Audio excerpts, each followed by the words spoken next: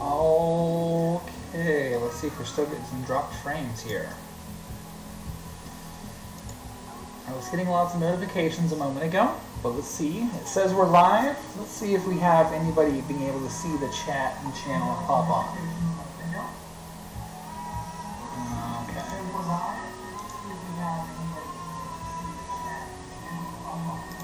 Fix my mic.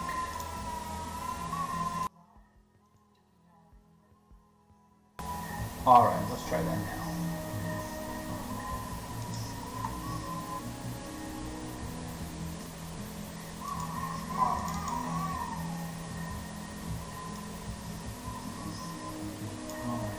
I'm going to assume that's all working. Until I get a follower in here, I really won't know, but that's okay. We'll just kind of see what's happening. I'll go and check my channel over on YouTube.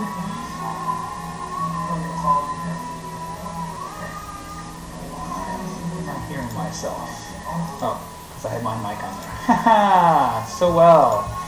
So yeah, so guys, we are crushing along. Shows me live on YouTube. Perfect. That's what I needed.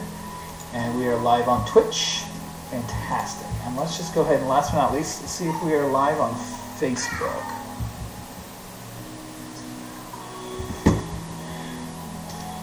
If we can have all three of those running, we'll be in great shape.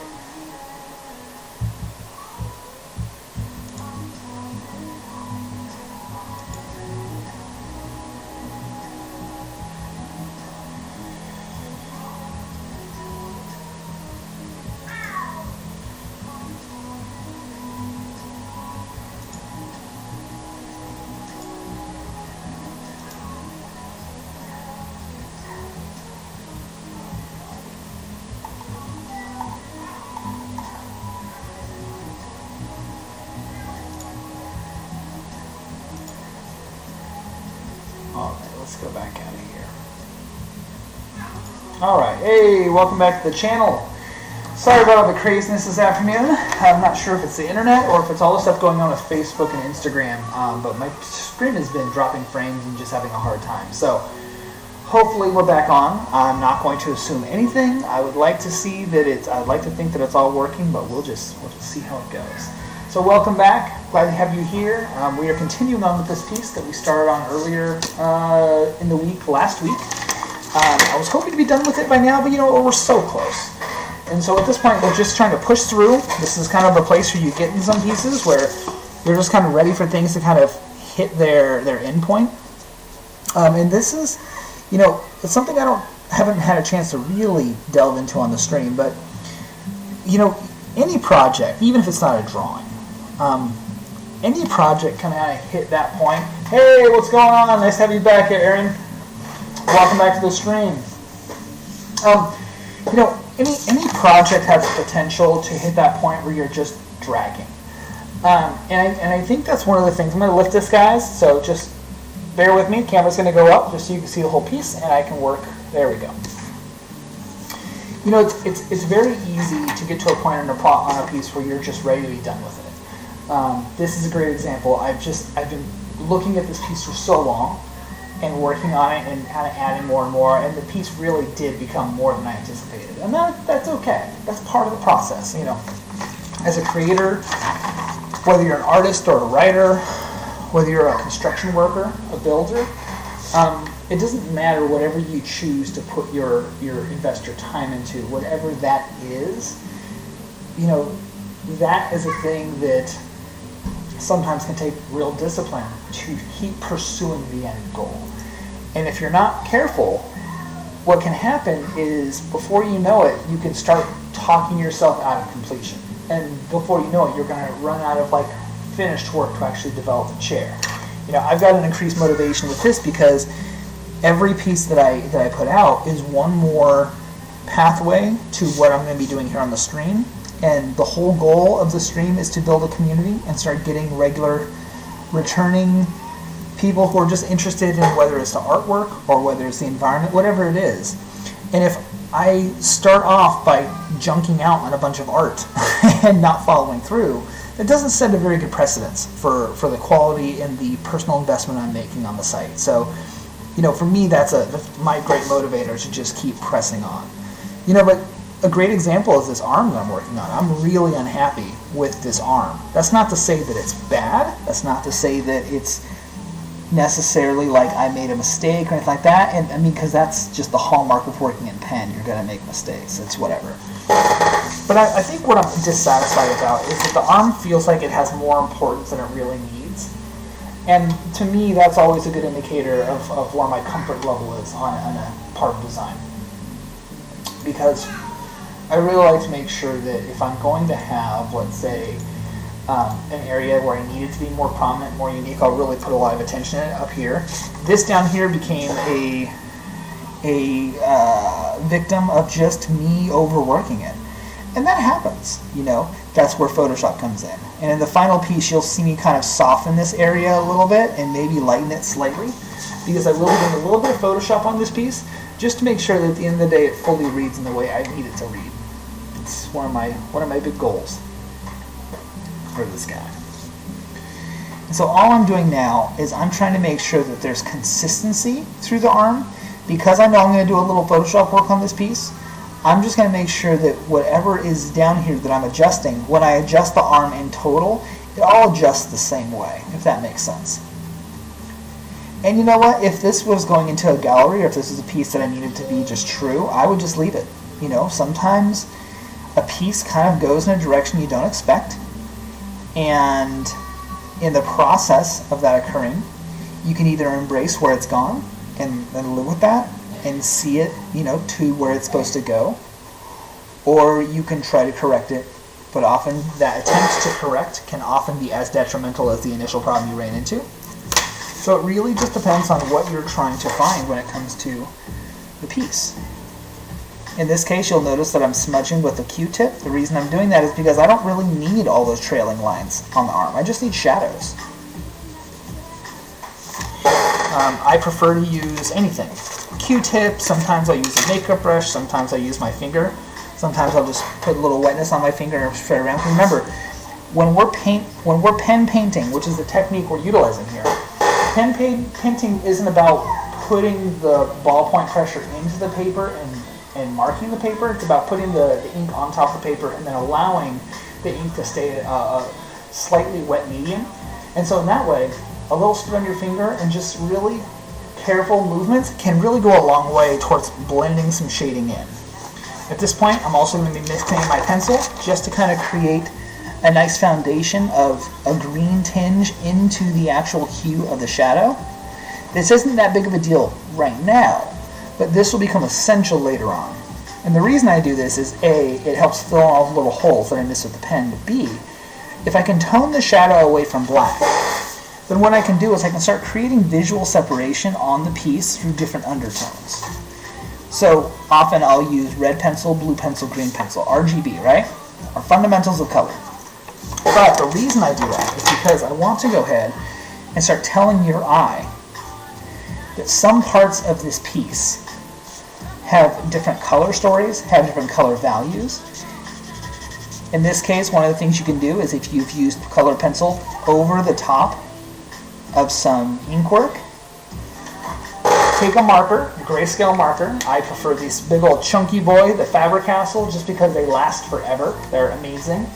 And once you've laid down your ink and once you've laid down your pencil, go back through with your marker and just give it a wash over. And what the marker will do is it will just kind of wash any excess debris that's not pushed down, wash it right into the available channels, and create a nice blend and fall off. Alright, I think we're doing better off here, guys. We don't have any dropped frames. I think we're doing okay. Looks like the camera is doing well. Okay, cool. Alright, if you're just joining me, welcome. My name is Random Hamilton. I am a concept creator, artist, streamer, stay-at-home dad. Whatever you want to say it is, I am. We are working on finishing a piece of art that we started earlier last week. It's just dragging on a little bit into this week. Not that big of a deal. We're almost through it. Once we get through this piece, we're going to really dig into a much longer-term project that I'm very excited to share with the stream. And so right now, we're just going through, and I'm just massaging. I'm finding areas where I can blend it better. I'm finding areas where I can refine it. And then we're just going to work on finishing out the very last vestiges of this piece so that we can put it behind us and be done with it. for at least for the time being. I can assure you, if you look through this piece with a detailed eye, you will find areas where I've completely abandoned an idea, I've completely abandoned a line, I've completely abandoned a thought or an intent. And that happens, right? If there's one thing I can encourage, if you're working on this kind of work, if you're trying to commit yourself to a specific path or goal, right? This isn't a piece where I sketched it out really intently and was like, this is exactly what I want. In fact, if you go check my Instagram, you'll see the very initial sketch we put out on Monday, which was just super loose shapes. And then on the stream, we actually designed it and sketched it in place. From there to here, that journey has been drastic. And this thing has changed so much. But that's kind of the beauty of it, right? That's what we're creating. We're creating art that gets to where it needs to go all on its own, right? And if there's one thing I can impart to anybody listening right now, it looks like I've got 6 viewers on right now, so guys, thank you so much for being here. Thank you. This is amazing having you here, and it's such a great motivator. If there's one thing I can impart when we're talking about doing work like this, don't restrict yourself too much. Don't give yourself unrealistic goals or boundaries or deadlines. Thank you. Yeah, I mean, you know what? It's the arm and hand. I appreciate that, Aaron. It's not so much that they're bad. It was more that I didn't anticipate them being as prominent as they are now. And what I mean by that is the level of shadowing and detailing that's happening in the arm is actually fighting a little bit with the supporting elements around it. And if I had just been a little more patient and allowed the arm to develop slower and not put as many lines in, I think I would be much happier because the arm would be a nice contrast against those visually, whereas right now it almost looks like it's to the same level of fidelity, which this wasn't necessarily a goal, but it's not really a problem either. This is part of embracing it. Sometimes you just kind of got to go with it. Accept what happens on the paper and move forward and find your happy place after. And I'll do a little photoshopping. The arm itself in total, I'll make a selection of that in Photoshop and just push those values back a little so they'll take more of a mid-tone gray, and it'll do exactly what I want it to do. So knowing that it didn't go where I want it to go is actually really just fine, totally fine.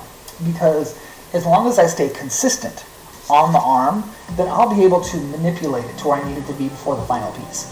The final piece of this will have a little bit of Photoshop in here so we can identify a little bit of clarity up top, maybe a little like a 2-color print is what I'm thinking. So predominantly black and white with some color supporting some of the details, kind of expanding where the face is exploding out. And my next piece that I'll be doing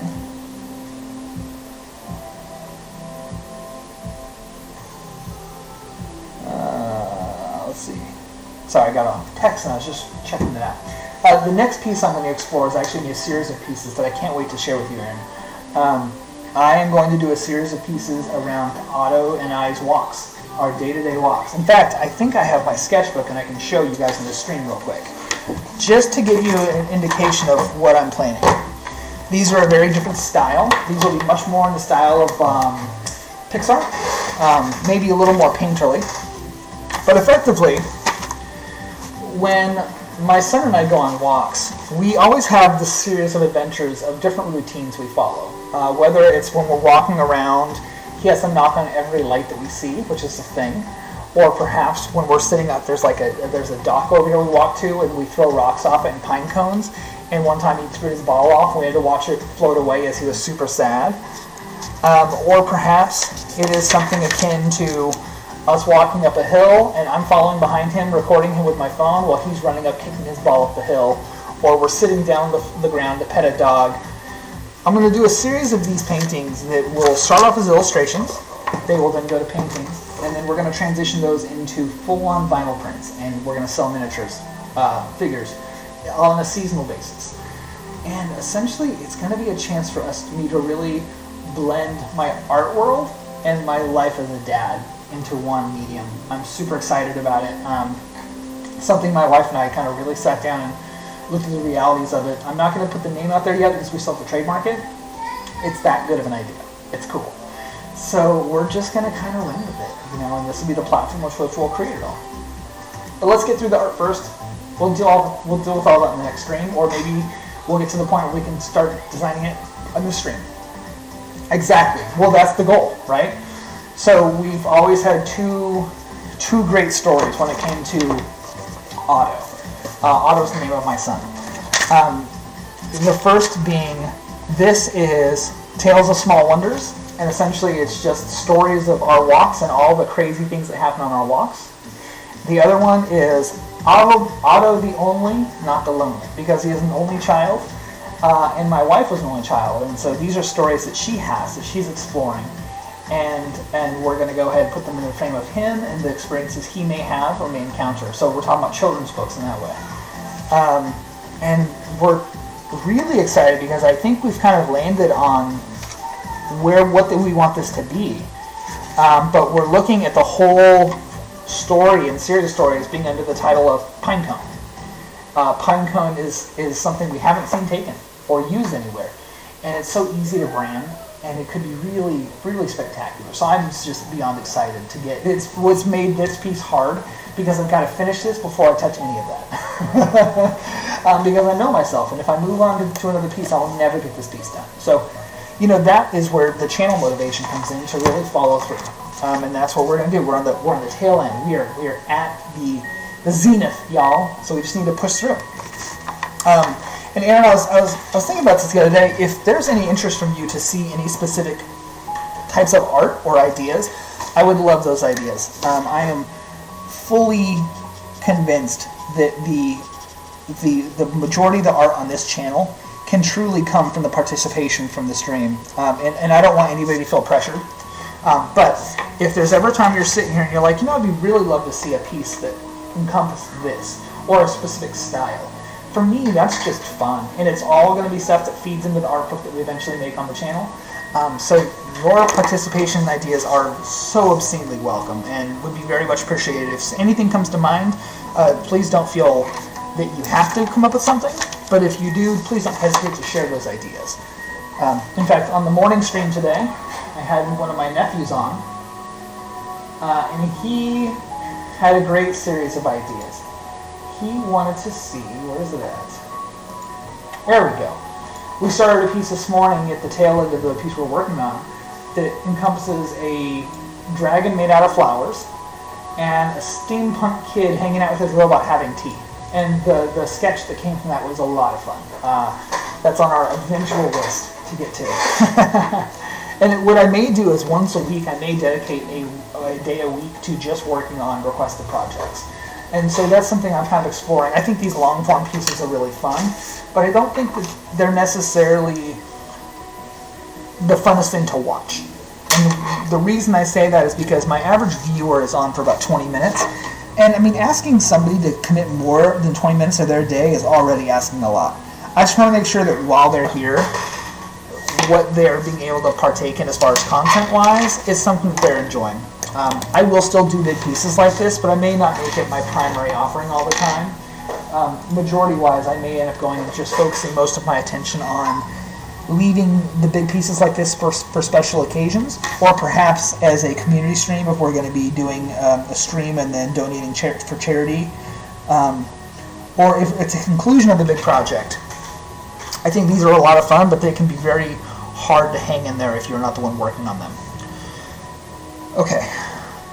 Okay, so let's talk about what we got here. Let's close out the black on this guy. I'm going to go ahead and just let this become a hard line. This is going to go a lot thicker, by the way, guys. So just keep that in mind. In fact, let's just do it. Let's throw caution to the wind. There's never a bad time to grab a big pen and possibly mess up your piece of art. And the reason I say that is because you will never, ever, ever, ever, ever, ever, ever draw the perfect line, right? It's just not in the cards. There's no such thing. Now, you can draw a pretty good line. You can draw a line that accomplished what you were hoping to get. But just get rid of the idea that if you don't get that perfect line right, it's caused some kind of problem. Because all we're doing is we're establishing the boundaries for this scroll work. We also have to put the font in and the text in. You'll notice how I handle the scroll work up in the middle section. And that's a really common method that I've always taken, where I will, and you'll see me do it now, I'll go through and I'll lay down my heavy, big, thick lines. And you'll notice that up at the top, it's not like I tried to hide those. I didn't try to blend those in. I'm fine with having a big old thick black line. It just needs to make sure that it's actually a boundary to something. And in this case, it's going to be a boundary to all of the wording down here, which is going to be Random Hamilton. So, let's go ahead. I've laid in my thick, heavy line. Let's go ahead and lay in a heavy line here on this guy. This will be very helpful in separating this. And the reason we do this is because we're trying to separate these elements into stories of depth, right? So, what I mean by that is when you have a thick, heavy line like this, it doesn't matter if it's bordered up against black or not. It's very clear that it is a separating piece. It's pushing this piece away from pieces behind it. And if you can make that like a part of the plan of communication that you're going to be doing, then you can really save yourself a lot of heartache. Let's go ahead and put the Random Hamilton in here. I don't have a specific font that I'm working with in regards to this. I kind of designed something up here that's a little more round and a little more sketchy. And I'm just going to continue on with that here because I think that those letters were fairly successful.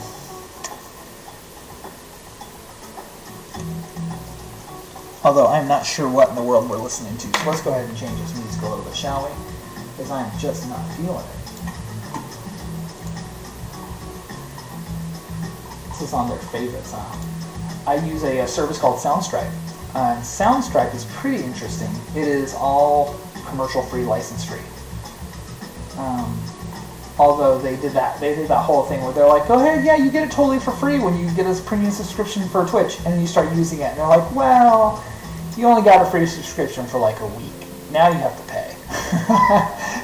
Which, you know, $12 a month is not that big of a deal, but when you're streaming and you're paying 5 different monthly costs, ranging between $8 and $20, it can add up quickly for something that's not really bringing you an income. So finding that balance is the real goal here.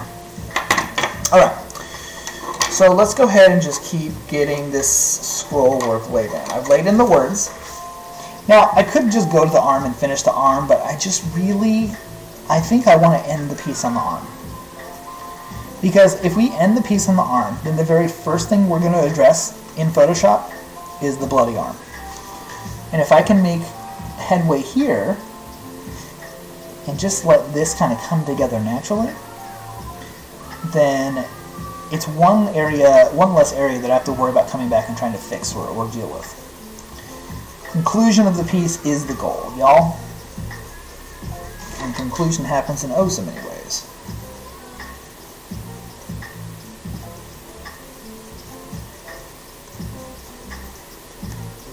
Now, if I were a better person with font, some of my favorite artists are amazing at font, and I've never been skilled at it. That's not to say that I couldn't, but I guess I've never fully committed the time to truly become solid with using letters.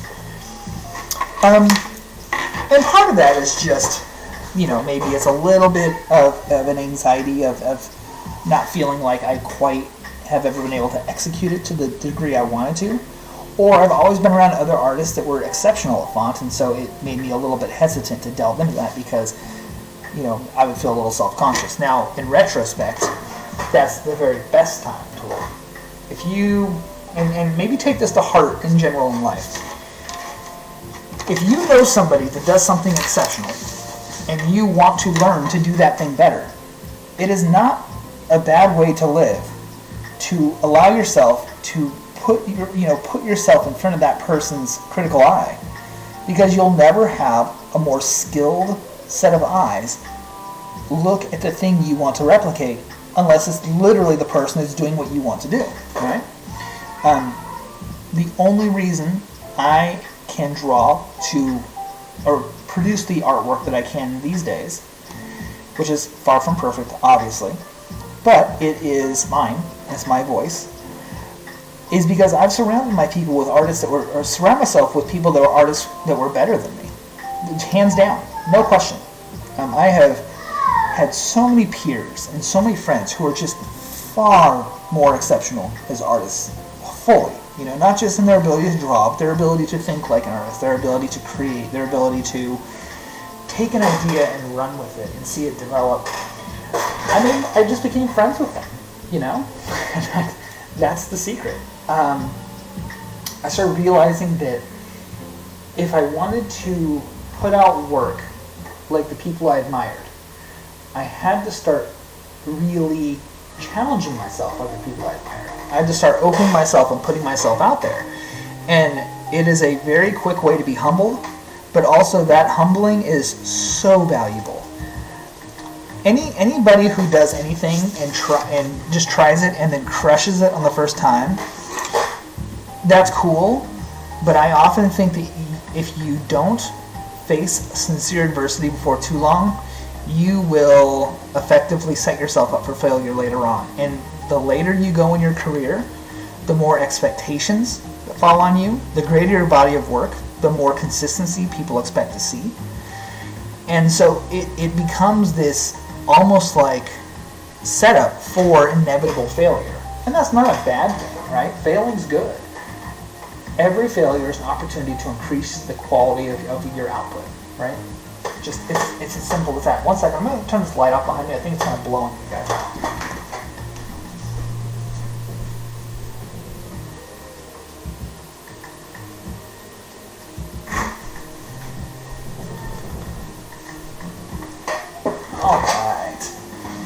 As you can see, I've got my afternoon outfit on. I have sweats and a t-shirt. That's stay-at-home dad 101, by the way. After the kid goes down for the nap, you're done going outside for the day, throw some comfortable pants on. Sitting in your computer desk with a belt punching into you is never a positive thing for your afternoon creativity. Just saying. You can take that and run with it or share however you like. Is the music loud enough? Let's see if that's better.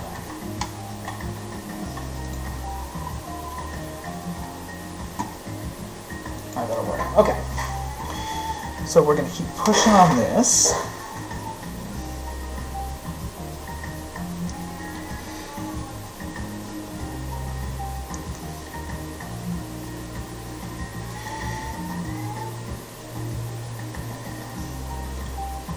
Yeah, it's actually one of the few lessons I maintained from my dad. Learn from your own mistakes. Yeah, exactly. And I actually don't think it's said enough. You have to make mistakes to improve. Mistakes effectively are unexpected circumstances, right? I thought it was going to go like this. It happened like this. I wanted to achieve this time. I got this time. I intended for this result from my effort, but this is where it landed. Often, it's not so much that you didn't do a good job, it's just that you didn't do the job that you thought you were going to do, right? My dad used to say to me, and I don't know if he was being ironic at the time, whatever, but he was always be like, don't do anything that's too easy. Because if you do something that's too easy, you'll get bored of it, and then you'll stop trying to improve. And I gotta say, very prophetic. There is, and maybe it's just because he knew me and I was so much like him and he knew himself, right? So maybe he was trying to think, just thinking from a point of experience and trying to relay that. But I always felt that art has never been an easy thing for me. For years, I struggled on what my place in the world as an artist was. If I had a style, if I could see my stuff being relevant, if I was good enough to do characters or film. In fact, I was so cautious and so nervous and so concerned with my capabilities that I left art behind. I just decided to go ahead and pursue a career in 3D because art didn't feel safe. Art still doesn't feel safe per se, but I think by leaving it behind and kind of pursuing another career, I think I started realizing that what I was missing from the art field was the opportunity to constantly challenge myself and improve. And that takes a certain maturity that I've had the opportunity to gain over the course of a career that I am still trying to figure out exactly how I fit into. You know, if there's one thing I'd say that I'm currently in a position in my life where I found the greatest job I've ever had, which is being a stay-at-home dad. Totally fulfilling. Nothing compares. Nothing measures up to it. For me. But that is not enough. You can't just be that. In fact, you can't just have an identity as a stay-at-home dad, because at some point the kid's going to grow up. They're going to go to school. You're going to be faced with your own time again, right?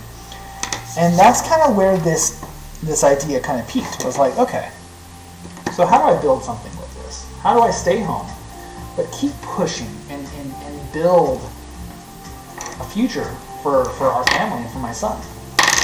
And that's definitely what's kind of brought about the streaming. Because when I graduated college, this was definitely not an option.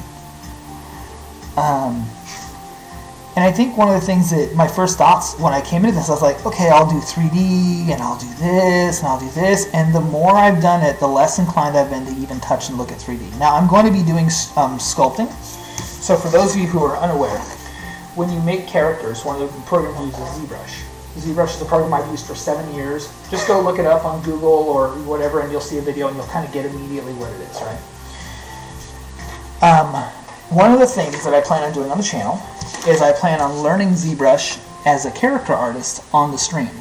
Now, I've used ZBrush, like I said, on and on for 7 years, but I used it mostly in the capacity to solve problems. It was kind of like my stopgap. It's such a useful program that in 3D I would use it to just solve little issues or to quickly do an iteration or an adjustment or a texture.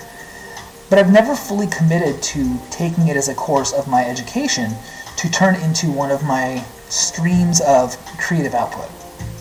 And I can't think of a better time than where I'm at in the world right now to take on and approach sculpting like that. For those who don't know, or those who are new to interacting with me, I've sculpted miniatures for years with putty and Heatite. It's a 2-part epoxy. Where did I drop that pen? One second. Oh, there it is. And so all it really is an extension of your sculpting skills into a 3D space. And I already work on 3D models, and I already work in sculpting, so it just makes sense. I fully intend as well, once I learn that skill set on the channel, to begin sculpting characters for vinyl toys for the channel. Part of that's going to be from the creations we make together. Part of that's going to be from a project that I was highlighting earlier that I will get into more on tomorrow's stream. But then also part of that will just be making things that I think could be influential or fun for our channel. Because, you know, the world opens up the moment we can go ahead and start doing some full sculpts on the stream. An output that I can have as soon as I'm done making an object is you can download the model and then print it. If you have access to a 3D printer, no problem. So that's one of the things that I would really like to make is an outlet for our guests to be able to see and benefit from the work that they, you know, from sitting here and joining me. I would like you as the guest to be able to have something that you can easily download and print. And you can already get my art for free. I will have a link to the Gumroad in my description. But I just want to make sure that we are consistently making sure that the output from this channel is a direct benefit to the guests we have here. I think that's really, really important. But back to what we were talking about with the whole doing something that's hard versus easy. I don't think that there's anything wrong with doing something you're good at. But there's often a confusion between being good at something, aka you've got so much talent, which again, it's a wonderful compliment to get. There's nothing wrong with that compliment. Thank you if you ever offer that. I hope you don't take this and think that that's a bad thing to say, because it's not. Some artists rail against it a little bit because, yes, it does take a lot of work and a lot of effort, and yes, we can be immensely talented, but really it's about the time you put in. That's the real unspoken truth about being an artist. Art is labor, right? Art doesn't just occur. Art requires you to do it. So you have to have the space, you have to have the setup, you have to have the idea, you have to have the technique, you have to have the time. There's all these things that require an artist, these metrics that require an artist to hit before they can really kind of bring their idea to a place of clear understanding and interaction. And sometimes that's a very hard thing to get across the line. Look at the current modern artists, the ones that are really strong, the ones who are paid to be artists. When you see their Instagrams, or you see their work they're putting out, they're literally in a studio with other people there to help them execute these ideas in a quick way so that they can get the art to continue moving, right? The occasion or the day of the painter who sits there and works on a piece for 3 years and then releases it, that still happens. But the world's a little more fast-paced and different these days. Access to what you're working on needs to be as well available, accessible, to allow you to stay relevant, because the world moves at such a pace now that your relevancy really does disappear in moments. And so this is what I'm talking about when it comes to the whole challenging yourself and putting the time in. All of that is tied into how you put your work out, how you share your work, and what challenges you're putting in front of yourself to increase and get better. There's not really you don't work until you get to a line. You're like, okay, I'm good enough and I'm going to stop improving. That's just not how art works. I don't think that's how many skills work, right? If you're a carpenter, then you continue to improve your tools. You improve on your plan making. You improve on the way that you raise your framing walls in. You improve on the way that you hang rock. If you are a writer, well, same goes for writing. You improve on how you can get your idea down, and you start learning where you can kind of double dip or take advantage of opportunities that you can then lean back into later on. Every skill has opportunities for mastery. Every field has individuals that are uniquely talented to be successful, right? But it doesn't matter what field you're in or how talented you are. You can't teach somebody to want to learn to improve. And all the time I've been an artist, and then all the time I've taught art. I've taught art a few times. I've been a mentor and a teacher a few times. I've never been able to teach somebody that they have to want to do the work. You just can't. That's not something you can convince somebody to believe in. Now, if they already believe in that, then you're great. You're off to a great start, because you don't then have to convince them to go home and work instead of watching TV or playing video games or hanging out with their friends or getting drunk. You don't have to convince them to put the time in and do the work. And that's for a lot of people, that's it. You would have a lot more artists and writers in the world if they wanted to do it. But that's also who your audience is, because they say, I could never do that. Well, yeah, they could. They just have to do the work. So it's just about where you want to put that time and attention, And for artists, they get a fulfillment out of dropping ridiculous amounts of hours into the work they do. And I think that is where I count myself as an artist. I have a hard time establishing myself as a tried and true artist. I just always have. Imposter syndrome is a thing. Don't worry about it. Not that big of a deal. But I think if you can at least look at the way you approach and handle challenges such as creating art, and you can feel with yourself that you have some kind of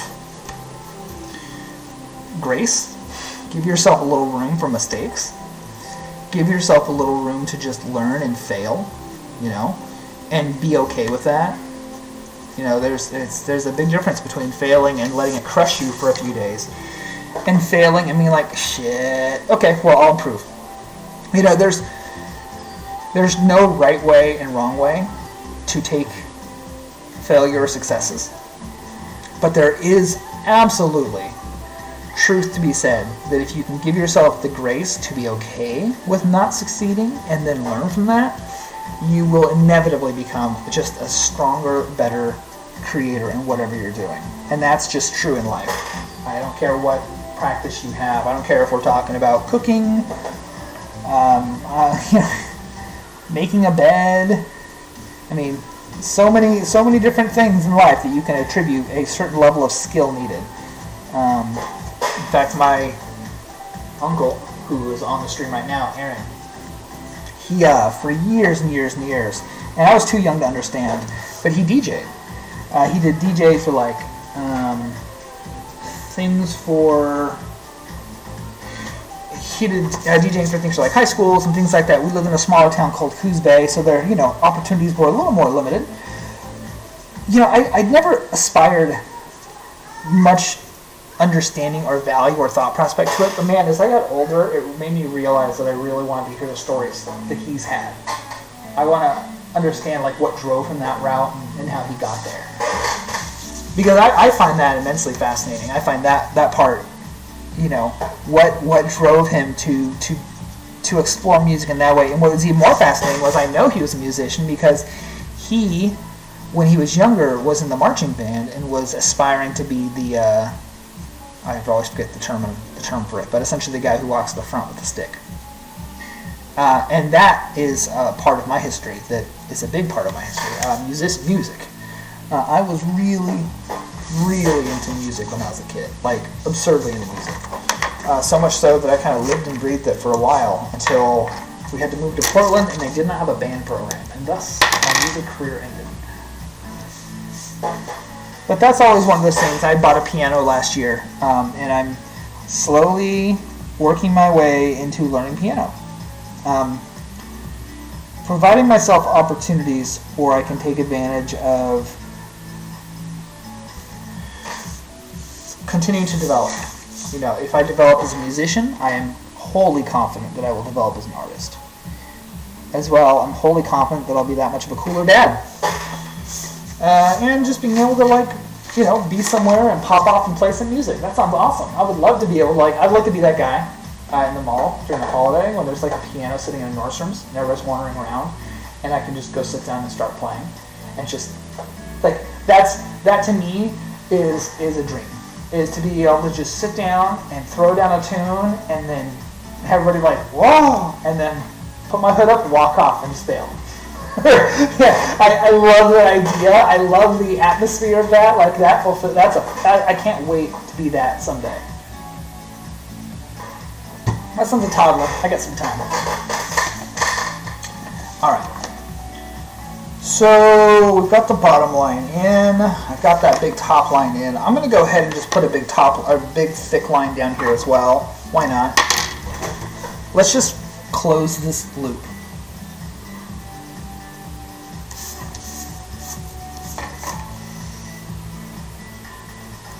You'll notice I'm going to try to pull this line as one line. It's okay that it's a little shaky. When you're working with a marker, you do not have to have a super strong line, but if you start and stop a line, it's kind of noticeable. Again, there's no right and there's no wrong way to be doing this, but I'm just approaching it from the angle of what is the most consistent set of lines and values that we're working with here. Alright, that works. Yeah, right? How cool is that?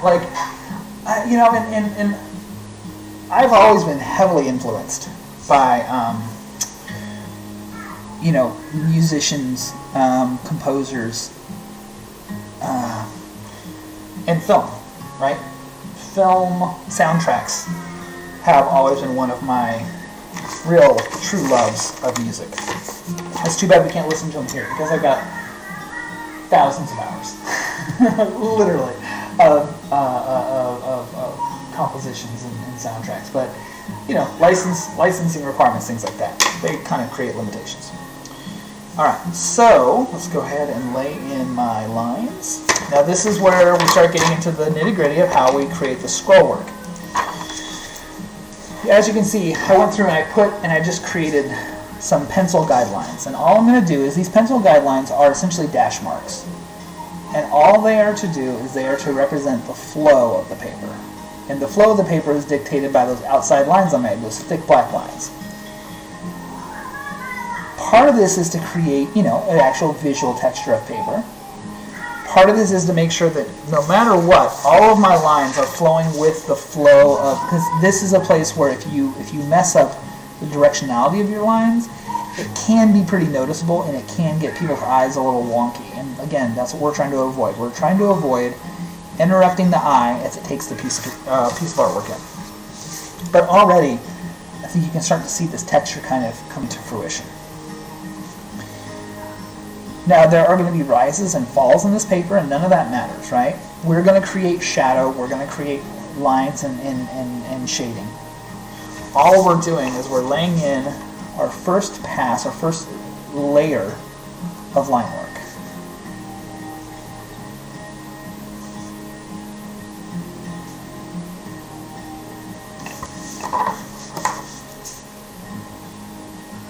You notice the big piece of paper under my hand. That is simply so I don't fat finger it and smudge the artwork underneath. You know, we are working with ink and pencil, and although it would never smudge to the point where it would ruin the piece, of course, it's just, for me, I like to make sure that if I'm going to put a smudge on the paper, it's a smudge that I want to have there, right? Unintentional smudges, they're just kind of not necessary. All right, so now we've kind of laid in our first line work on the actual Random Hamilton. I'm not sure if that's reading to you, because it's kind of blowing out on my light up here. Let's see if I can lower the light on this a little bit. I feel like I'm maybe blowing you guys out on this. Let's see.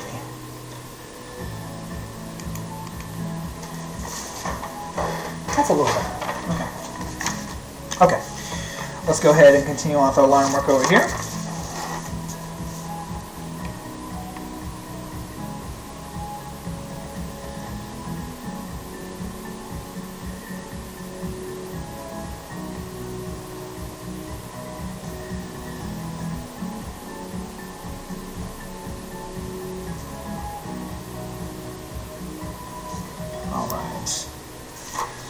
Now, keeping in mind the curve of the paper is fairly important, which is why we went ahead and we put those lines in there for us to follow the guidelines of. You know, the thing to remember about working in pen, and I think I've mentioned it before, it's not about perfection. I know that it may seem that is kind of a prerequisite. You look at somebody's line work and you're like, oh my god, it's so good, I can never match that. That's kind of the trap, right? Line work truly lives and dies off of where you put your effort into highlighting or lowering an aesthetic. What I mean by that is that it's just about planning where you're going to invest your time. In this case, we've invested our time into setting up the texture. We've invested our time into creating this structure around the paper, the banner, so it flows. We know this is going to be the bottom of the piece. Let me go ahead and put the other word on here real quick, and then we'll go ahead and do all the texturing that bring this thing together.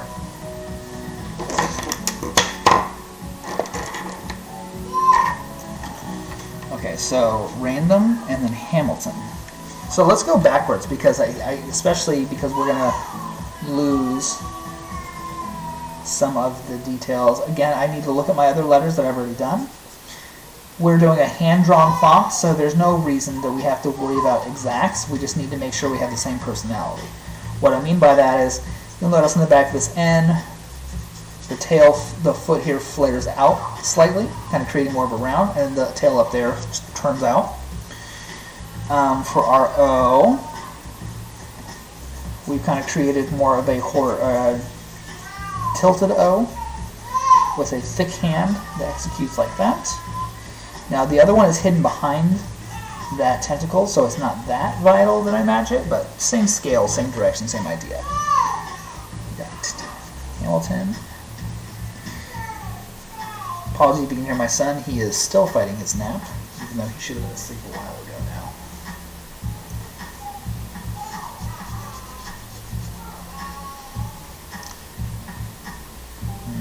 Hamilton. So I'm going to do something a little fun here and just keep the I lowercase. That's actually going to be an L. I-L, okay, yeah. Gotta take a second and learn how to spell my own name. So we'll have the I there, which is actually perfect. That's the lowercase. The L, I'm going to let the L go a little bit above the T. We're going to short tail it. Now I do have an L up in this upper area, up here. And I'll just kind of draw those as being reminiscent. I don't necessarily need those to be exact. I don't need those to match because I actually did that as kind of a separate font. But anytime you can draw visual connectivity is never a bad thing.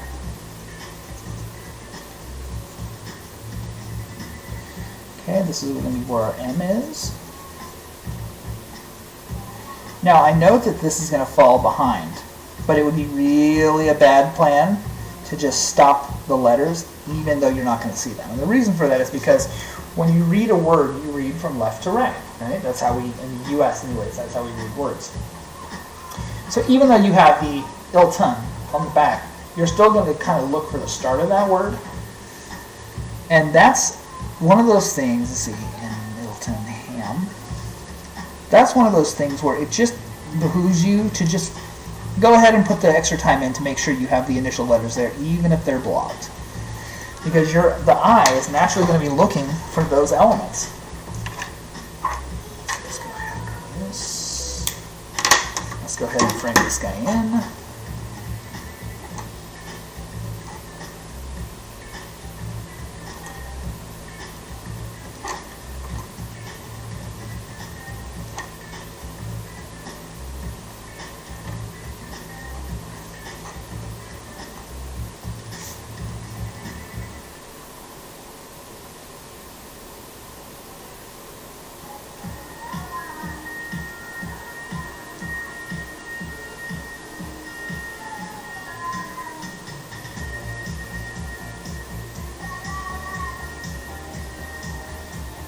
I'm not sure I necessarily love this music right now, so let's go and put something else on. This is a little too, I don't know, upbeat. I don't know. I ain't mad at upbeat. Just, you know. Let's see. I don't think dancing. I want mellow. Let's go mellow. There we go. A little more chill, like that. Okay. The other one felt like they were trying to be like an upbeat commercial.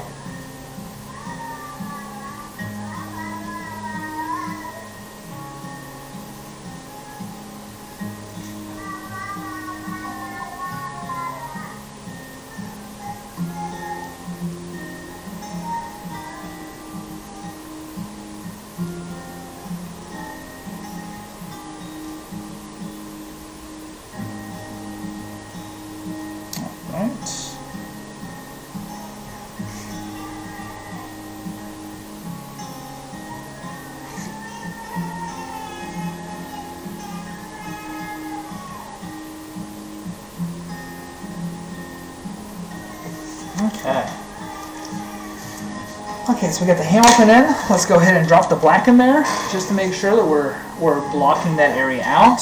Oh, we're so close. We're so close on this one, guys. If you're new to the stream, welcome, by the way. My name is Raymond Hamilton. I am a concept artist, designer, creator, streamer, and stay-at-home dad. Today we are working on a piece that we started last week, and we're just finishing it out. We're on kind of the tail end. Just some heavy pen work, working primarily in Bic, a little bit of pencil, and Sharpie. So welcome to the stream. Glad you're here. If you have any ideas, suggestions, preferences of things you'd like to draw, or would just like to say hi, please jump in the chat, say hello. I'd love to have all the interaction we possibly can. All right, so let's keep pushing here.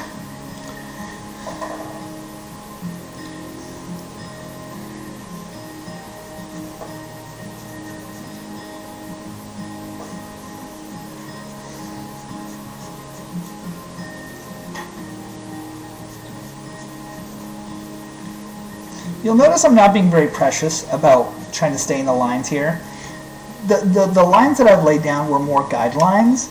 You know, when you're working with a thick marker like this, I've got this Staedtler. It's kind of just a thicker head. There's just no real point in trying to fight what the marker wants to do, right? So if I lay it on this thick line, the marker is going to spread how the marker is going to spread. Now I can try to mitigate that by angle of the hand, how hard I press, so on and so forth. But, and I certainly am. But if you can just accept the fact that if you're working with markers and you're working with pens, unexpected things are going to happen, you'll find, or at least for me, I have found that if I lay down these kind of loose guidelines and I kind of fall at least within the range of what I'm trying to go for there, I'm usually pretty happy with where the results are. And in this case, I'm extremely happy with the way this panned out because I feel like it's properly displaying the Hamilton portion of the name even though I have it hidden.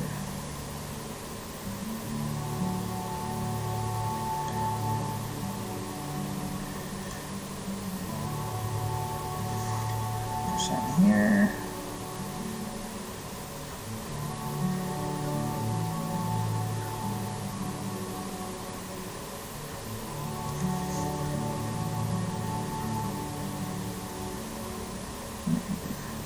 That Prismacolor is starting to lose its life with that Micron. Something I'll have to address before too long.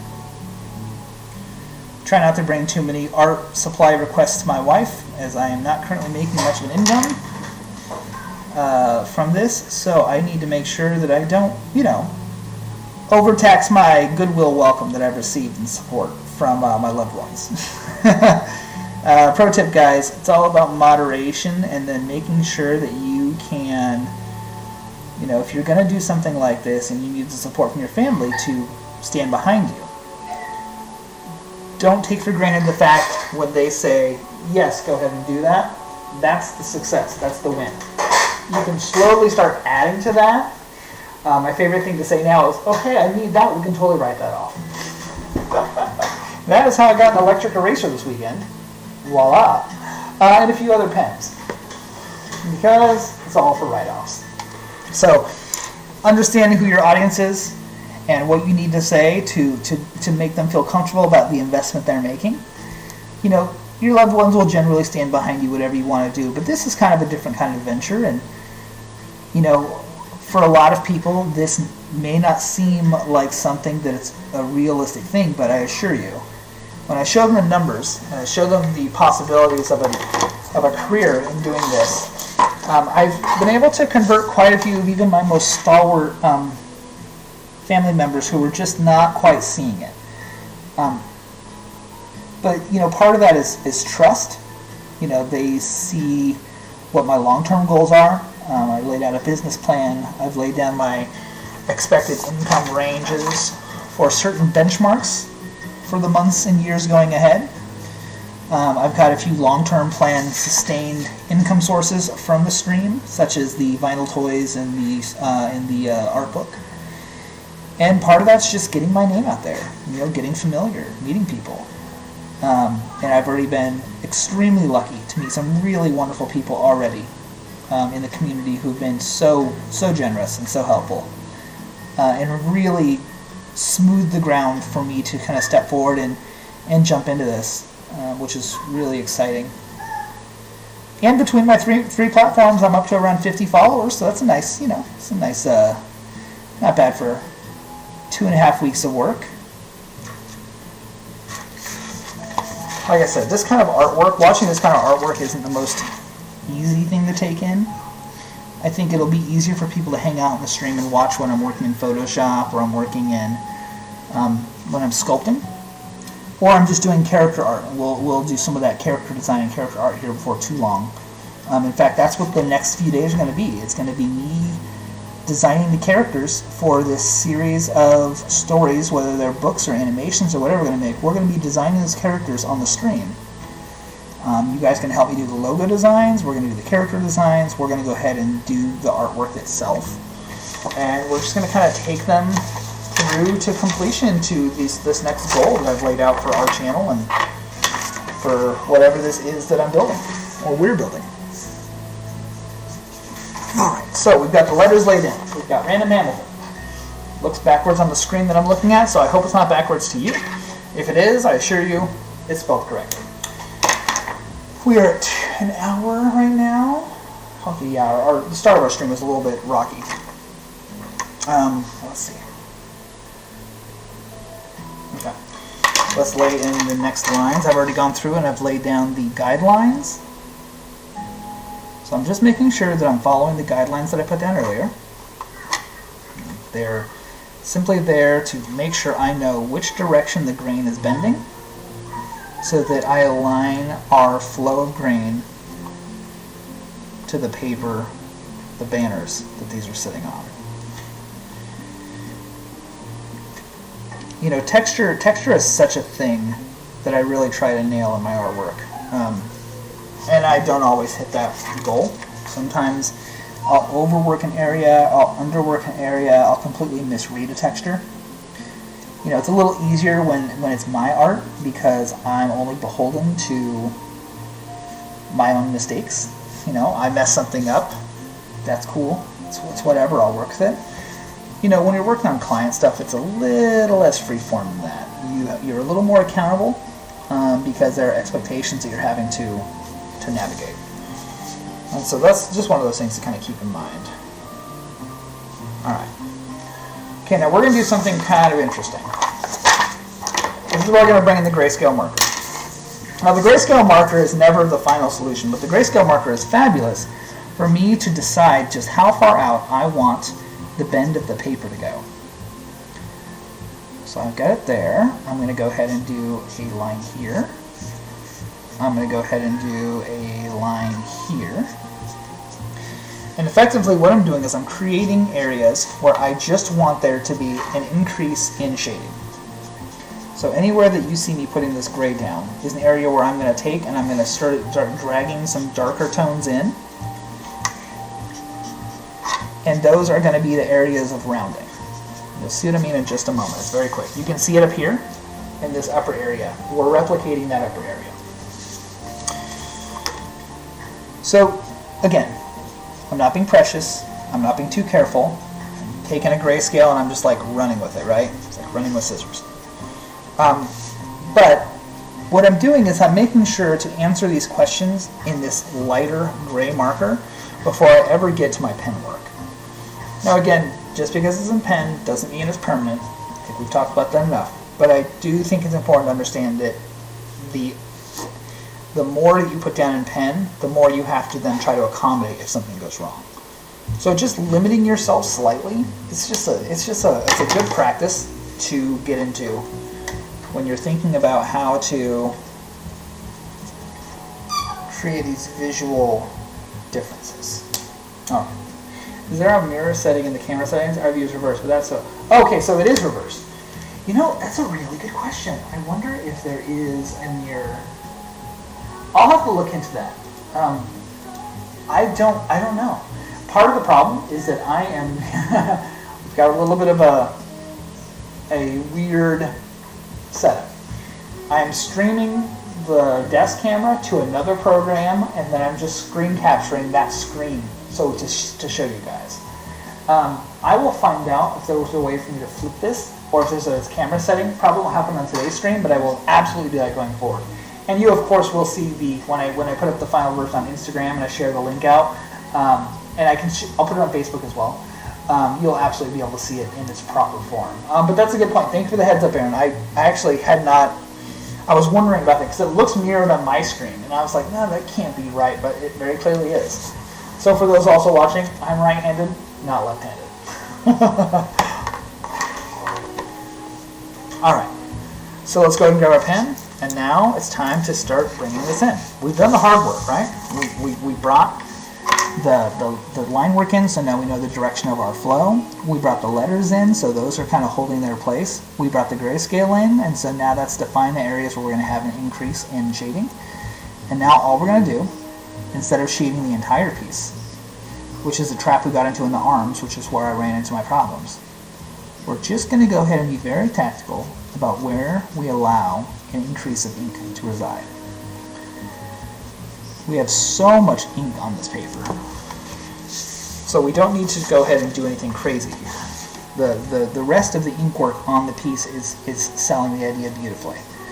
I'm not even pushing that hard because I've already laid the gray down. So the gray is already toning the shadow. All I'm doing now to bring these lines in is I'm allowing the lines to drag the shadow along the path of the texture.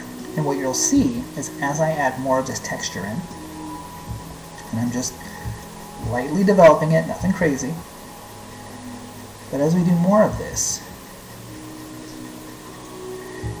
you'll see how it starts to visually connect with the other lines on the page. And so we're just pushing.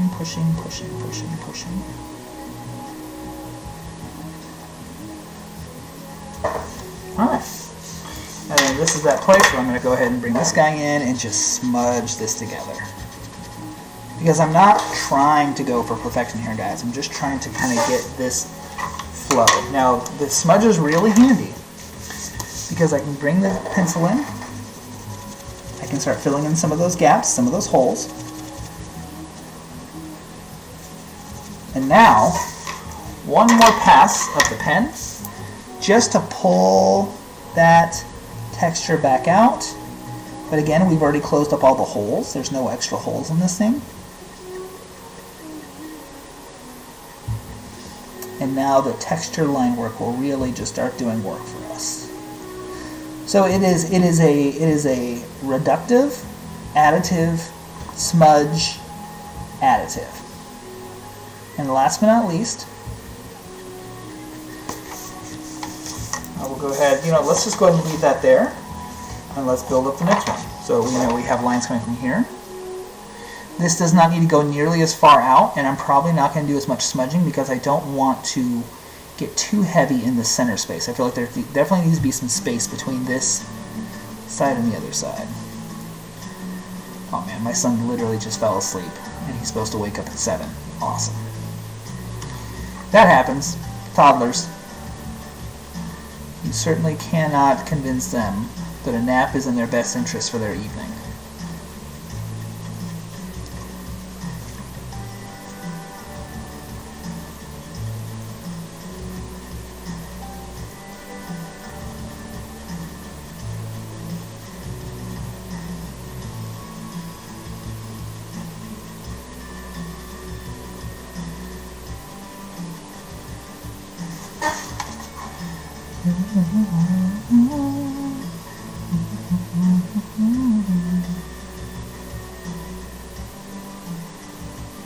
Alright.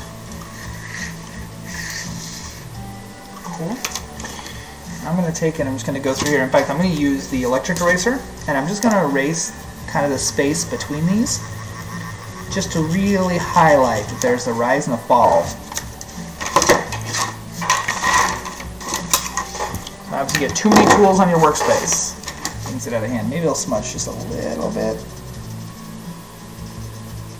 Just smudging along the black line. I'm not smudging out. Part of this also is to kind of lift the ink out with when you do that. Again, we're just creating layers of depth, layers of visual read.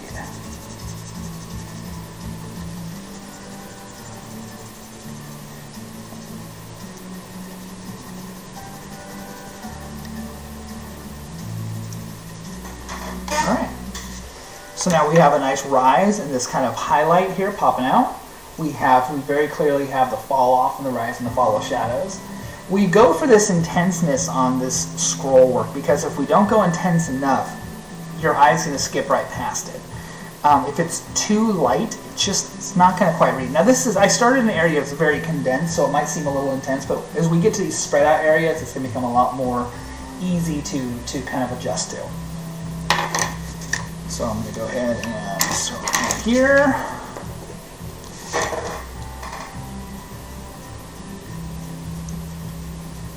I'm just going to continue on from where I was at. There's no reason to pick a new spot in the piece. We're in the end game, so to speak. when it comes to this portion of the shading. And so because of that, I just feel like continuing on with where we're at is probably the best goal. I'm not being too worried. I'm not trying to, oh my god, I've got to get every line perfect, or I've got to get it all in the exact same direction with no variance. That's not really, it's not really important. We're just, you know, paper has grain. We're not trying to define exactly what that grain is, but we are trying to define visually that this is an area where there is some undulation, some rises and some falls, and that this is an intended design. This is the intended approach that we're creating. That's actually something that I think probably doesn't get talked about enough in art. If you can convey your design intent, then it doesn't matter how good or bad you are as the artist. And what I mean by that is to say that people get very caught up, especially artists. It can be creative, really. Let's be honest. If you have a creative mind in any form or format, it's very easy to convince yourself that there is only one pathway to success. And you know, if that's how you roll, then okay, that's cool. You know, if that is a means for success for you, then that's cool. But if it's to the point where you are finding that if you don't follow that path, you're starting to run into walls, you have a hard time starting or stopping, or, you know, it's very easy for that to become detrimental if you hang your hat on just one way of going about it. And so I'm always of the mind that if you allow yourself the grace to just roll with it as the piece comes to life, allow yourself the levity to just accept where it's at and just keep moving forward, you will eventually get to the end. You may not get there when you thought you would, but you will get there. And you just got to kind of allow that whole process to play out. You know, you got to kind of just put your head down, pick your pen up, or whatever tool you're working with, and just keep pushing.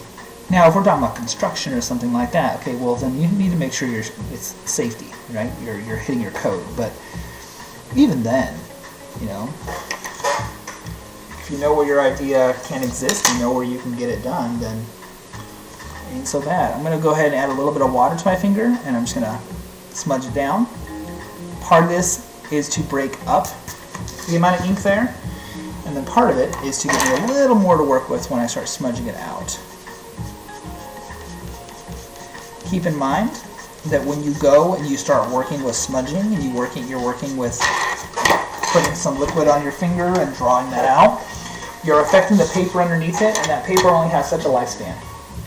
So just be considerate about the fact that you're going to be essentially challenging that paper's length of life and workability. And if you put an area down where you've gone through and like licked your finger and put some water on the paper, that area is thinner, and it's also a little more rugged. And so you just need to kind of consider that during your process, and just make sure you don't go back to that spot and try to get more out of that paper that's there, because that paper may start to fray and you may start to see it wear a little bit. And that totally happens. And you know, sometimes even when you haven't done anything extra, you maybe pressed too hard, or you kind of went too hard into the paper, as it were, and that's just something you have to kind of plan for. You know, if it happens, it happens, and just don't overdo it.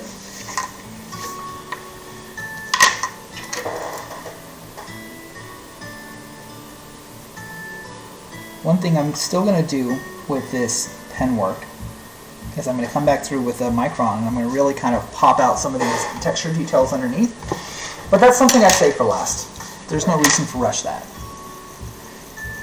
Anywhere that I put the lines down for the black, you'll see me coming back in with the colored pencil and just making sure to blend in any of those white spots, and then create a gradual fall off with the colored pencil itself. Because again, because I'm essentially planting this, I'm injecting the color into the black and then brushing it out and allowing it to come out. It almost becomes less of a transition to black and becomes more of a transition to, in this case, the green. I'm going to go ahead and I'm going to come in here with my eraser and I'm just going to clean up the areas that I don't want the heavy detail at. An electric eraser is so absolutely not a necessary tool, but it's a very helpful tool if you can go and get it. This one I got this weekend for like 12 bucks. They are not expensive. Now don't expect it to last a lifetime. It was $12. So I'm going to get out of it what I'm going to get out of it. But what I am going to do is I'm just making sure that wherever I have the color coming from these darker areas, that's the only source of where the color is coming from, right? If I had just green floating willy-nilly on the open areas of the green, it kind of loses the effectiveness of being a visual ramp for the black. So just, again, this is one of those things where it's in the process of developing the art in these different areas. You just have to think about it. You just have to think about the way these things interact, the way these things kind of connect, and where you really want that attention to show up. Okay.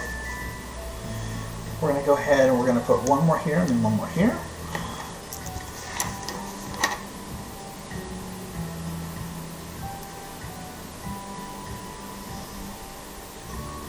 You'll notice I'm not worrying about having the piece under my hand, or the paper under my hand for smudging purposes.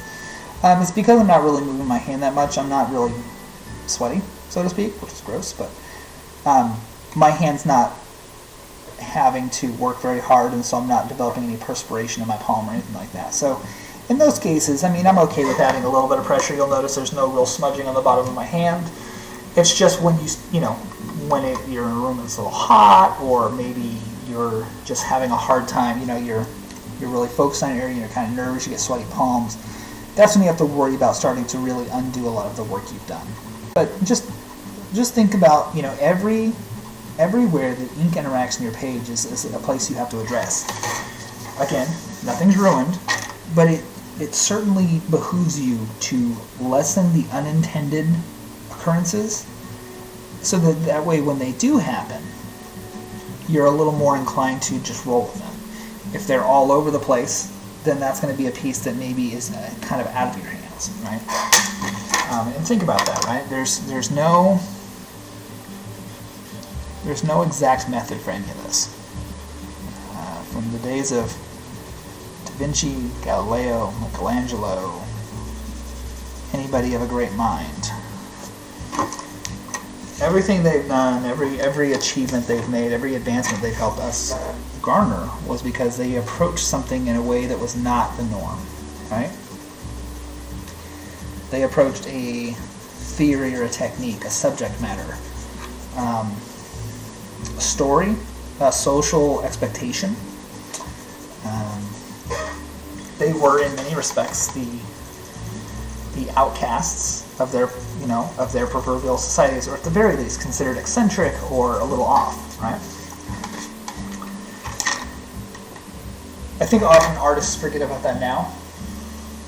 I think a lot of artists think about what they do and try to think of it fitting into social norms right now. And I think that may be a big stopping point for a big holdup for a lot of artists who could really blow up and just explore to such a degree that it would push our understanding of art forward. I think you can be a socially aware, socially respectful, socially responsible artist.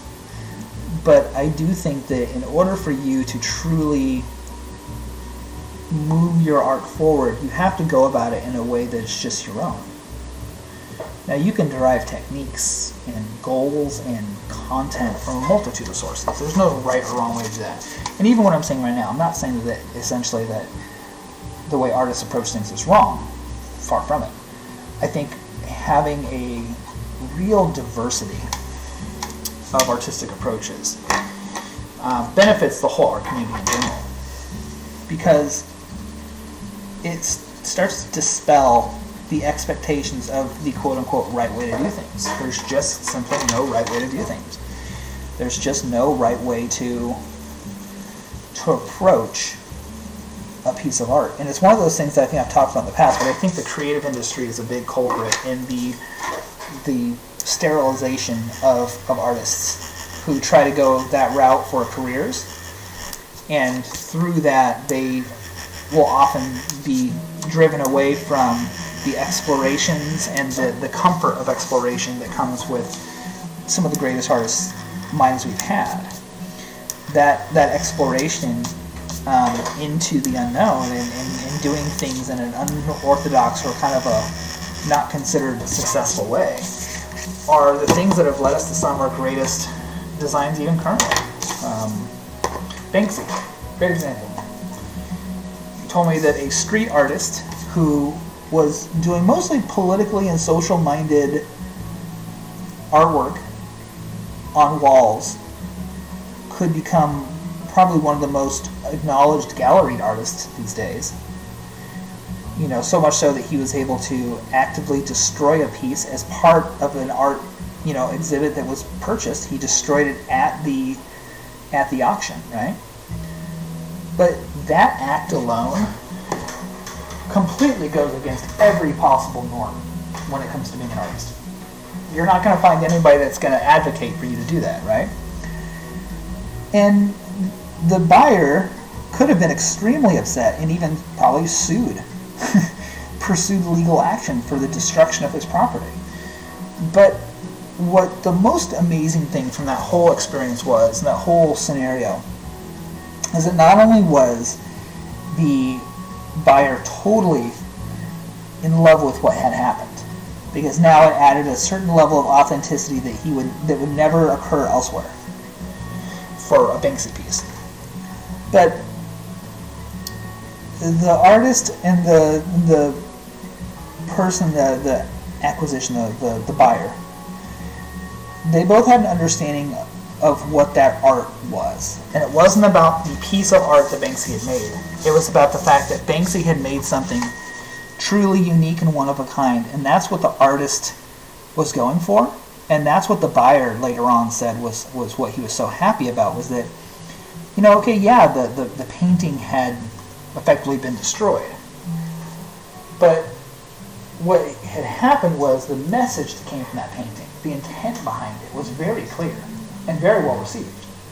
And to me, that's pretty cool. That's a cool way to be as an artist and as a lover of art.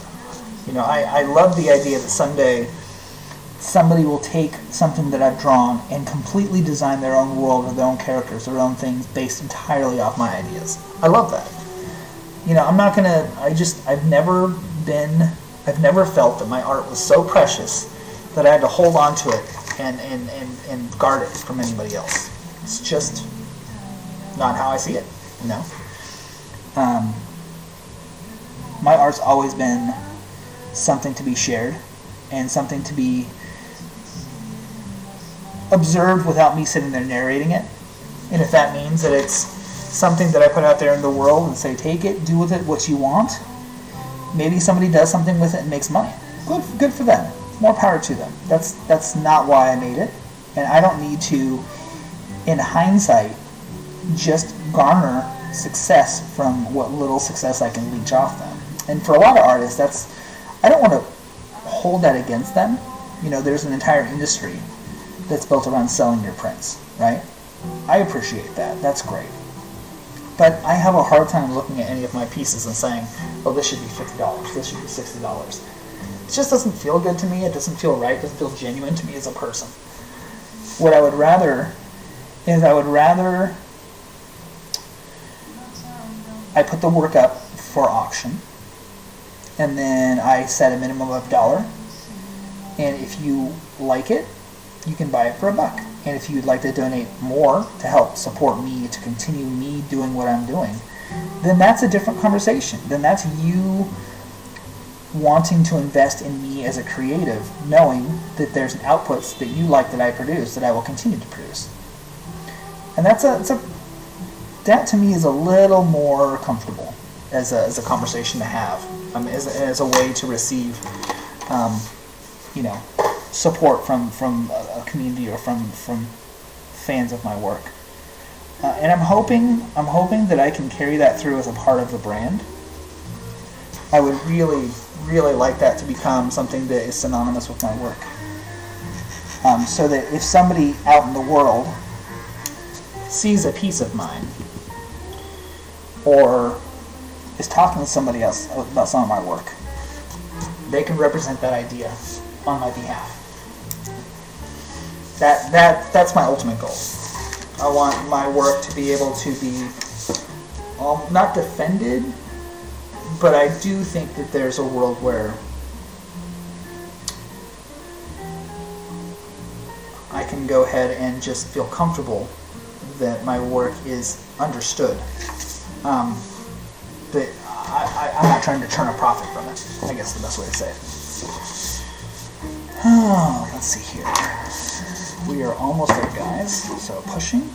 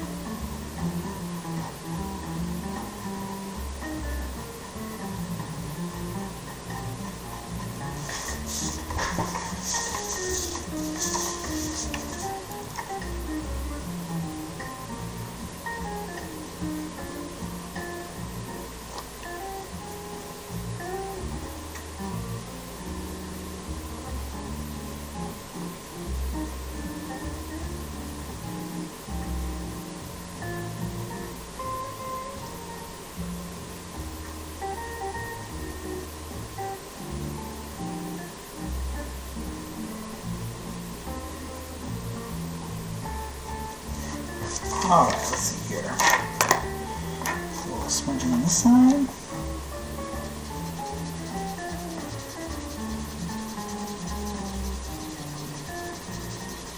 Awesome. Let's lay in my colored pencil here. I hope by now you're starting to see kind of a consistency in the way we're executing this. You know, this nice gradual lifting and then lowering. Trying to create this classic undulation and kind of highlighting. This is very traditional. What I have to use for screen record, OBS Studio or something else. So I'm using OBS for the main stream, and that lets me to stream to YouTube, Twitch, and Facebook at the same time. And then to capture this camera right here, that I am running in Discord. And then I'm doing a screen capture from OBS to capture the Discord on my left screen. The problem is I can't quite get the camera that I have for my tabletop. It's just one I was given. It was an extra webcam. OBS doesn't recognize it. So until I have a camera that OBS recognizes, I have to kind of go through this bootleg process I have going on. Unfortunately. We'll get there though. I fully plan on getting a couple of better quality cameras for both. I would like to be using the same camera for my face shot and over here. I also need to get better lighting over here, and I need a much better mic setup. I think when I listen to myself on YouTube, it's like hollow. It's horrible. It's one of my biggest things I'm having to work through right now. I feel super self-conscious about the way I sound on YouTube and Twitch. I'm just a lot higher pitched than I think I hear myself. So I come off a little more squeaky, a little more alto. And I've always hated that I had such a high voice. But, it is what it is. What are you going to do? I'm 40. Voice isn't changing at this point. I'm pretty much set. So, it'll only get older and gruffer, so that's kind of awesome.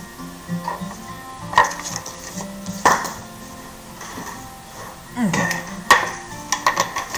Last but not least, let's go ahead and...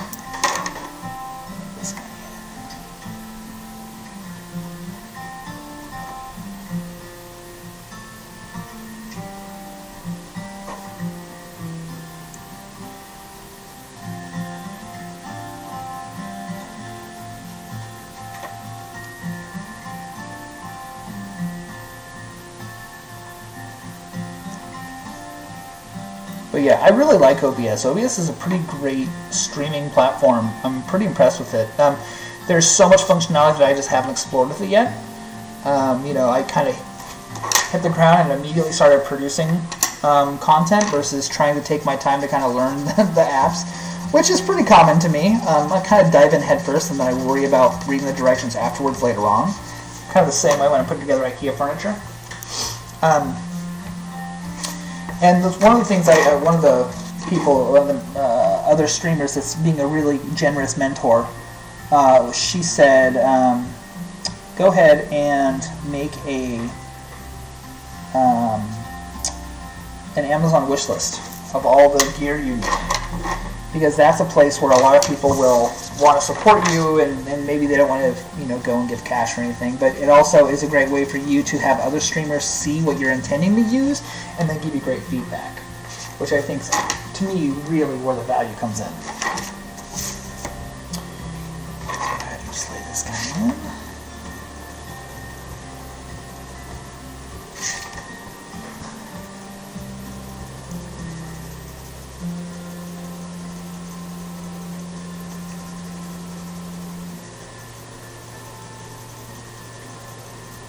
Okay.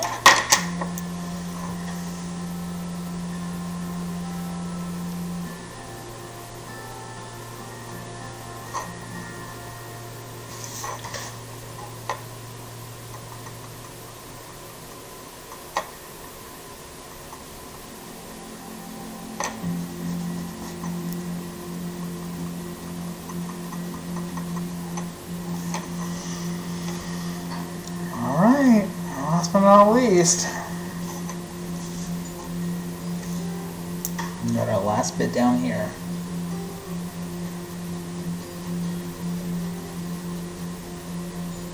And this area is going to stay pretty dark because this is kind of like hooked behind everything else. I don't need it to go black. In fact, I don't need it to go really pen heavy either. I just need it to kind of, in general, take a shade down. So it's very clearly that it's behind. So I'm going to, instead of doing a focus on all my tight little lines, I'm just going to do a really soft shading. I'm going to pack in a decent amount of ink on this area, and then I'm just going to take it and I'm going to smudge it right out. And smudge it right out into the direction of where I have this going. That's better. And that's just really kind of making sure that we know that this is clearly and totally sitting behind this other banner. Because again, what's the point of spending a ton of time on an area where you actually fully can't see the letters? Alright? Drag this guy out. There we go. Alright. We done did it. Let's do a little more here.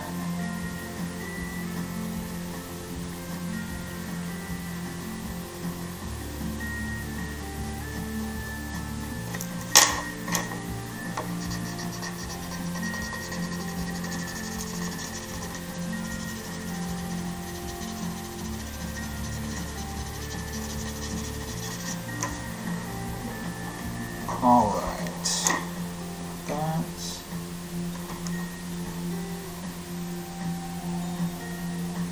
all right. Last but not least, let's go ahead and pull in a little bit of detail over here on the back side.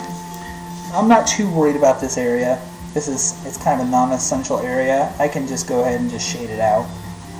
I don't want it to be black, black, black because against the shirt, it'll obstruct what the shirt's supposed to be doing. But I can go ahead and just lay in a nice heavy amount of ink right up against the border. And then we're just going to drag that right down into it.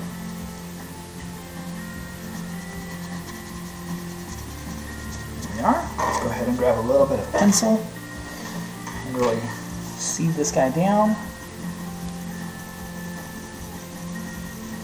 And that's where this guy comes in, my eraser. And I'm just going to pull up just a small amount of that, just so you can kind of see some of the texture there, so you don't get lost black to black to black, right? It's a cool little technique. Again, additive, reductive. Additive, reductive. All right, y'all, all we have left is this right here. That's it. So I'm supposed to wake up my son in 6 minutes, who only went to bed about 40 minutes ago. So I'm going to go ahead and I think I'm going to go and call the piece good for right now. I'm going to probably finish this last little bit offline. I'm going to take it into Photoshop, scan it in, get it all cleaned up. And then I will post the finished artwork on Facebook and Instagram. If you would like to download a full resolution, that'll be 600 DPI, fully colored Photoshop, all that stuff. I'll make sure there's a link for you to download, and I'll make sure if you can't find it, just message me and I'll get it right. I'll get it out to you guys. I'll be on tomorrow at 11 a.m. And tomorrow we're going to go ahead and we're going to kick off on a whole new venture. Tomorrow we're going to kick off on Pinecone, and that is going to be a really exciting process. It's going to be a very different art style than what you see here. It's going to lean much more into doing really refined character design that we can then illustrate, and then we can take into Photoshop and we'll paint in Photoshop. We'll do full paintings. For those of you who are unfamiliar with what I'm talking about when I talk about full paintings in Photoshop, this is my art station. This is where I kind of leave a bulk of my work, my personal work, and this is what I'm talking about when I talk about digital paintings and digital illustration. I've been a digital illustrator for years and years and years. This is a piece, one of my favorite pieces, that's fully made in Photoshop, just painted, and it's just an astronaut with a monkey on its head. You know how it is. But this is the fidelity that I really ascribe to when it comes to painting. Now, the style that I'm going for, to give you some context, is not nearly as intense as this. That's a little too realistic. In fact, most of my examples on here are a little too much of my more realistic work, and I'm going for something that's a little smoother. I did work on this a long time ago. It's this piece called Spark, and I really like the way that some of the details are chunks of detail, but that's still wrong too. What I'm thinking, as far as the way I want to approach this, is I want to approach this a little more, not cartoony per se, but I would say I would like it to be a little more simple. And I've got some great examples in my conceptual art board. If you're ever looking for reference, by the way, guys, go to my Pinterest. I have tons and tons and tons of rooms that have been made and separated into different groups for easy navigation. But I've got tons of reference separation, and it's really helpful. I'm thinking I want to go something a little more in this vein, something a little more watercolor. It's really easy to keep. Essentially, if you really look at this, it's a single color, single color, single color, single color, and all they've done is done a shadow layer where there's a shadow, right? So think about that as kind of the approach. I want to go for a simple color palette, but an impactful one. And I would really like to create moments where the light has this level of effect. With a single color, you can then have a really strong effect of shadow and light. So that's where we're going with this, guys. And I can't wait to go on a journey with you and define that look on the screen and make something really special. So thank you so much for being here. It means the world to me that you guys spent your time with me. So thank you guys. I really appreciate it. Any questions, concerns, ideas, suggestions, or just you want to throw me a line, please don't hesitate to reach out. Lots of ways to contact me: Instagram, Facebook, YouTube, on my email, or Twitch. Hit me up, and I would love to share some ideas back and forth, and maybe you can help inspire what a future stream will look like. That'll be it for me. Hope you guys have an amazing evening, and I'll see you guys next time. Later.